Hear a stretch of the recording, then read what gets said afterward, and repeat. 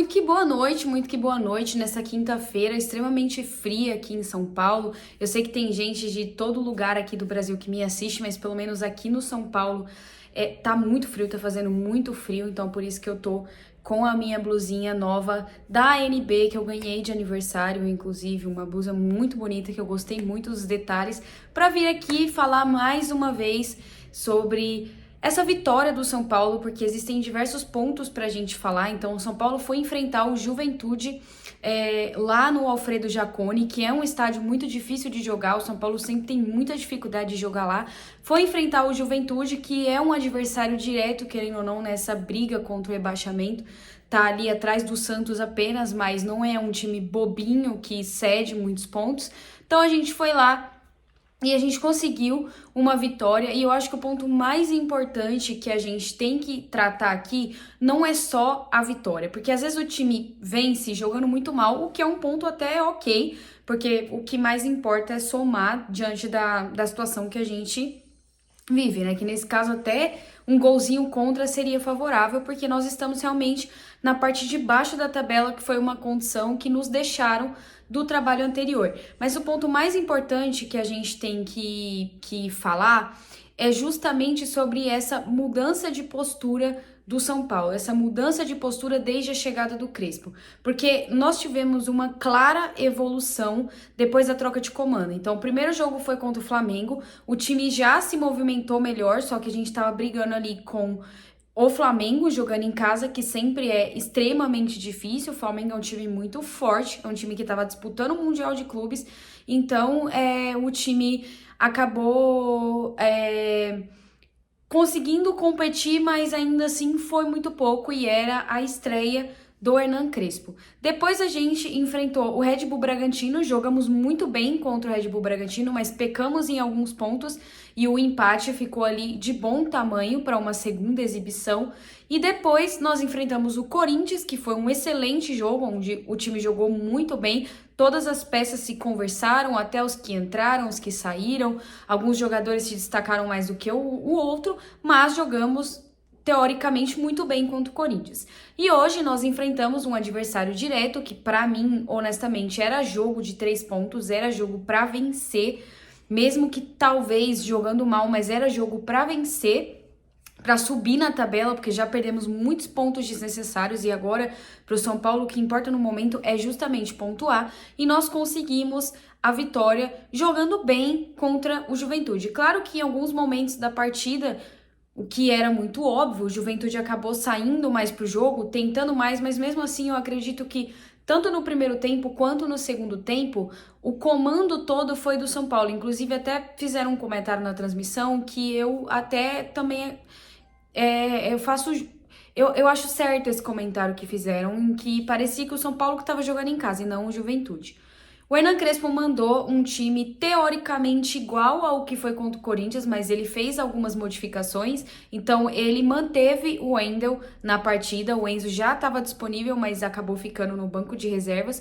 Ele manteve o Wendel, porque o Wendel teve uma boa exibição contra o Corinthians, manteve o Wendel, mas ele acabou dando uma folga para o Alan Franco, então a nossa zaga hoje foi Ferrarese, Sabino e Arboleda, e aí ele deixou os laterais com o Wendel e o Cédric Soares, e aí nós tivemos no meio de campo Alisson, Marcos Antônio e Bobadilha, e Luciano e André Silva na frente. Então a estrutura era basicamente a mesma, ele só modificou algumas peças para talvez adaptar ao estilo de jogo. Inclusive ele explicou isso antes da transmissão, ele explicou que ele estava adaptando o estilo de jogo para o adversário. E isso é um ponto muito importante. Na verdade, o Crespo tem muitos pontos que eu tenho gostado, que ele vem colocando em prática no time do São Paulo. Então, o primeiro ponto é justamente isso, é análise jogo a jogo, porque obviamente você não vai enfrentar sempre o mesmo adversário.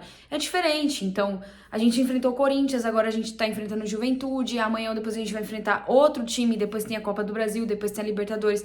São times que jogam em metodologias diferentes. É sempre interessante você adaptar o seu time. E veja, eu não tô falando que você tem que trocar peças do seu time de acordo com o que você vai enfrentar. Não. Você precisa adaptar o seu time para o adversário, o seu estilo de jogo para o adversário. E um outro ponto que eu tenho achado muito interessante do Crespo é justamente essa questão de ele usar um 3-5-2, que ele gosta muito, e de não ser um time defensivo. Porque mesmo no 3-5-2, o time do São Paulo não é um time defensivo, é um time completamente ofensivo. Tanto que hoje ele deu uma bronca no time do São Paulo justamente porque ao invés de tentar jogadas para frente, o time do São Paulo estava voltando a bola para trás, o que não tinha necessidade nenhuma. Então ele deu uma bronca porque não é para se retrancar.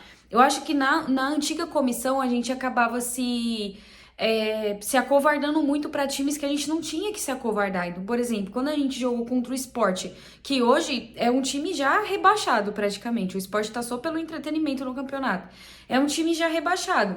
Então, o São Paulo não conseguiu dentro de casa vencer esse time, como não conseguiu vencer outros times dentro de casa, não conseguia nem competir.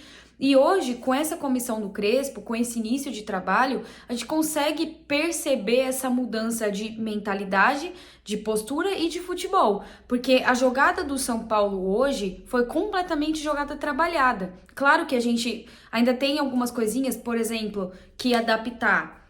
Por exemplo, o nosso lateral Cedric, que não sabe cruzar uma bola. Na verdade, ele não sabe fazer nada. Ele é lateral, mas ele não defende, ele não ataca, ele não sabe cruzar, ele não sabe fazer nada. Nunca vi isso na minha vida, mas não sabe fazer nada, tanto que hoje o Crespo tirou o Cedric e quando todo mundo pensou que ele ia tirar o Cedric e colocar um outro lateral, não, ele tirou o Cedric e colocou o Rodriguinho e acabou preferindo que o Bobadilla fizesse a ala. Então, para você ver como o Cedric é completamente abaixo do que a gente espera e acho que ele é o jogador mais regular do São Paulo. Ele sempre tá mal. Todos os jogos dele tá mal. Então, assim, hoje, de uma maneira geral, o time se portou muito bem. O time jogou muito bem, teve diversas oportunidades de abrir o placar, teve diversas oportunidades de fazer o gol, teve muitas jogadas trabalhadas, muitas jogadas pensadas. Claro que futebol é muito cíclico, então muita coisa acontece ali dentro dos 90 minutos, mais acréscimo. Mas mesmo assim, o time jogou muito bem, se portou muito bem, soube se defender muito bem. Apesar de que o Juventude não foi uma equipe que fez, por exemplo, o Rafael trabalhar muito. Não fez. Contra o Corinthians, por exemplo, o Rafael fez uma puta defesa no final do jogo. Não aconteceu. Né? No jogo contra o Flamengo, o Rafael fez 1 milhão de defesas. Não aconteceu hoje. O Juventude não foi um time que expôs o São Paulo a risco, tanto que a posse de bola foi gritante, tanto que as finalizações foram gritantes, porque realmente o São Paulo estava muito à vontade, estava jogando muito à vontade. E eu até comentei isso nas redes sociais, que se o São Paulo caprichasse um pouquinho mais, sairia com a vitória, porque era só realmente colocar a cabeça no lugar, tentar triangular, não ser afobado, que conseguiria a vitória, porque teve diversas chances de fazer o gol, teve diversas chances de abrir o placar, tanto no primeiro tempo quanto no segundo tempo. Tiveram momentos em que o São Paulo realmente estava em queda, porque eu acho que é absurdamente normal, principalmente devido ao calendário que a gente tem no Campeonato Brasileiro, no futebol brasileiro, não é só no campeonato.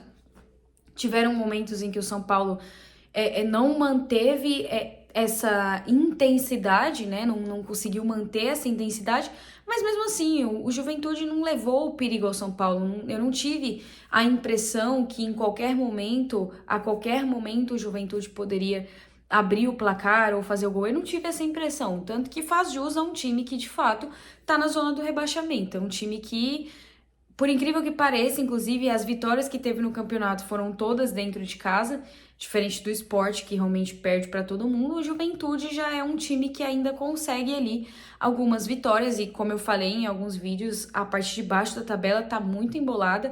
O São Paulo agora tá 1 ponto atrás do Corinthians, então o São Paulo tá o São Paulo tá, se não me engano, acho que na 14ª colocação, um pouquinho mais acima, subiu um pouquinho mais na tabela, e eu acho que essas vitórias são primordiais e são extremamente importantes pra gente ir afastando cada vez mais esse fantasma de rebaixamento, porque de fato era o que eu acho que se a antiga comissão continuasse, era o que aconteceria com o São Paulo.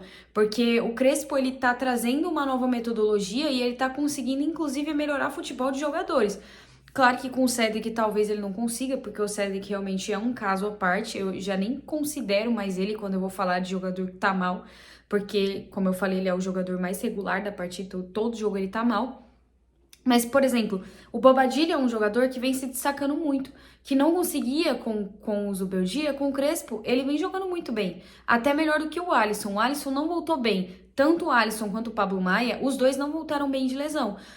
Em contrapartida, Marcos Antônio e Bobadilla têm se portado muito bem no meio de campo do São Paulo. E olha que incrível, a gente tá conseguindo jogar bem, porque a gente jogou bem contra o Corinthians, jogou bem hoje, a gente tá conseguindo jogar bem, a gente tá conseguindo resultados, a gente tá conseguindo uma equipe que briga, que luta, que se defende muito bem, que ataca bem, a gente tá conseguindo tudo isso, mesmo com os dois melhores jogadores do nosso elenco, os três, na verdade, no DM do São Paulo, que é o caso do Oscar, que é o caso do Lucas e que é o caso do Caleri.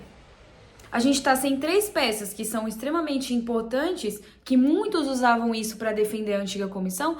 A gente tá sem três peças importantes e mesmo assim a gente tá conseguindo jogar bem. A gente tá conseguindo se portar bem. Ah, Johanna, mas era o Juventude. E quando a gente jogou bem contra o Bragantino, que tá lá em cima, tá no G4 do Campeonato Brasileiro? E quando a gente jogou bem contra o Corinthians? Porque o Corinthians pode estar na fase que for, mas é um rival, é um time grande, é um time que a gente tem dificuldade de jogar. Dificuldade de jogar entre aspas, né? No Morumbi tá difícil ter dificuldade de jogar contra eles, porque ele toda vez ou empata ou perde. Mas mesmo assim, é um jogo difícil. Então, essa justificativa de, o Zubeldia era sofrido porque a metade do time tá no DM. Realmente, os jogadores importantes estão no DM e o nosso banco é precário porque o São Paulo não tem investimento para esse ano. Não vai conseguir contratar. Mas olha o que o Crespo tá fazendo. Então, eu acho que conforme os dias vão passando, conforme a gente vai disputando partidas, fica cada vez mais claro que a diretoria errou, que a diretoria errou muito em manter o Zubeldia o tanto quanto manteve ele no comando do São Paulo. Errou e errou feio. Eu falo e eu cravo. Se tivesse trocado no final do Campeonato Paulista, não tivesse esperado começar o Campeonato Brasileiro com esse cara, a gente não estaria nessa situação. Talvez a gente estivesse lá no G6. Não falo nem G4, mas eu falo no G6. Talvez a gente estivesse lá em cima e não brigando lá embaixo.